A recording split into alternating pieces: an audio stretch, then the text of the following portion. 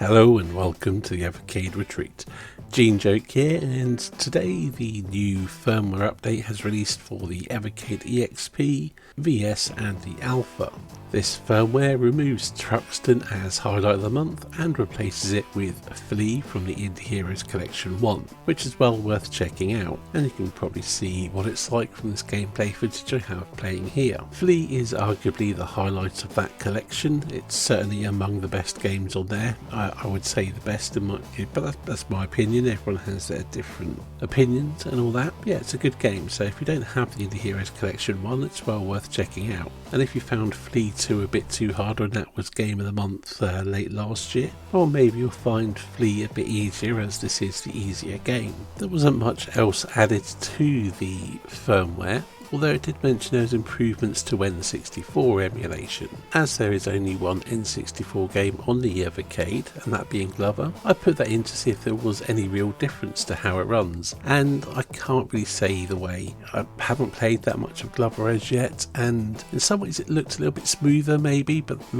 perhaps that's just my imagination, so I'm not really sure. But the question is, why would they do improvements to the emulation if they aren't planning to do more N64 games?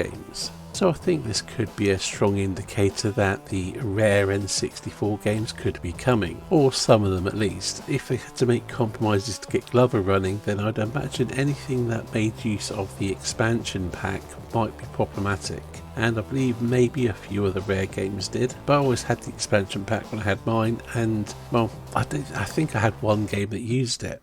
So I had a quick look about which games required the N64 expansion pack, and there's Donkey Kong 64, Legend of Zelda Majora's Mask, Perfect Dark kind of requires it apparently, and then there's various other games which made use of it. Well, I clearly had it for Majora's Mask because that's the only one of those games I've ever had, and yeah, so the point I was making about the expansion pack possibly eliminating some games, well, maybe Perfect Dark, but other than that it's not really going to be an issue by the seems of it. But anyway, my original point, the effort to make the N64 games work better would, to me, scream that the rare N64 games are coming, which is a bit of a no-brainer. They'd be idiotic not to try and use them if they can. I mean, Rare's a pretty big license, even though personally I'm not a huge fan of their games. I know I'm very much in a minority with that. And what's the point of getting the license if they're not going to get the games that are most likely to draw people's attention? In other news, Cadey's challenge on the Evercade Discord has returned after a protracted hiatus. This week's challenge is Truxton, so if you fancy getting involved in a high score competition come book club